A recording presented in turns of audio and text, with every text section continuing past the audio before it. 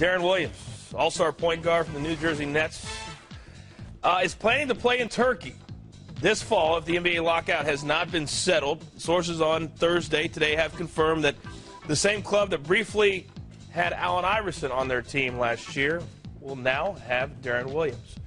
We welcome in NBA insider Mark Stein. Mark, what can you tell us about Deron Williams' apparent decision to play in Turkey in the fall?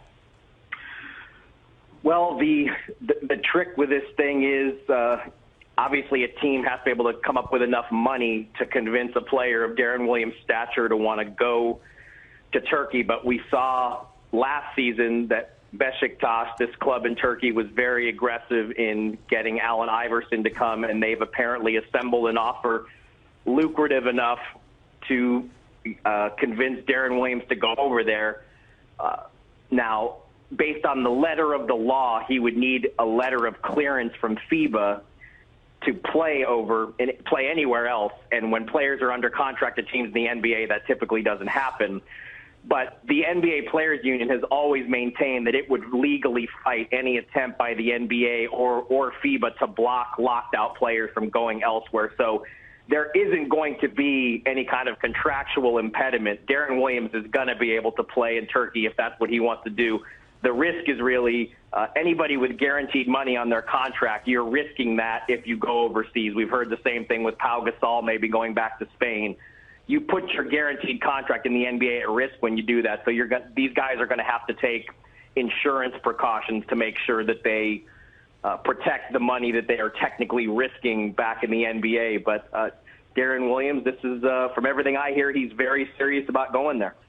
All right, Mark, the perception of European players playing overseas, really not that big of a deal. Could this deal for Williams touch off high-profile American players going overseas to play?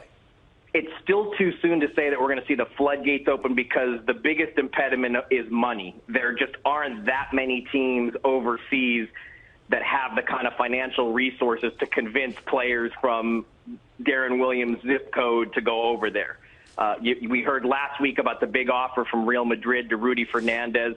But at this point, outside of China, there's really only a handful of teams around the world that can offer big money to get star names. Now, the fact that Deron Williams has made this decision so early and it's getting out, I'm sure a lot of guys are going to be calling their agents today and saying, what kind of offers are there out there for me? But I think it's still premature to say that we're going to see a mass exodus.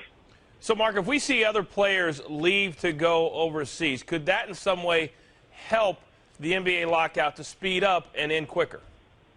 I don't think there's any question because we didn't see this in 98, in the lockout of 98. We didn't see a mess of guys go over there. And certainly NBA teams, the Nets are not going to like the idea of Deron Williams even getting on a plane to Turkey, whether he dribbles a ball over there or not. So if NBA players can prove that they do have somewhere else to go and to make a living, that unquestionably puts pressure on the owners to maybe change their stance. But from the NBA side, there's always been skepticism that how many teams in Europe are really going to be able to put offers on the table that are good enough to tempt stars. But let's be honest, nobody woke up today thinking that Deron Williams was going to even consider playing in Turkey. So if there are some more surprises like this in store, I think you're right. I think that could change, that could have an impact on labor talks. Well, this is just coming into SportsCenter. Much more throughout the day on SportsCenter. Deron Williams planned to head to Turkey if the NBA lockout is not settled. Mark Stein, thank you so much for joining us here on SportsCenter. You got it.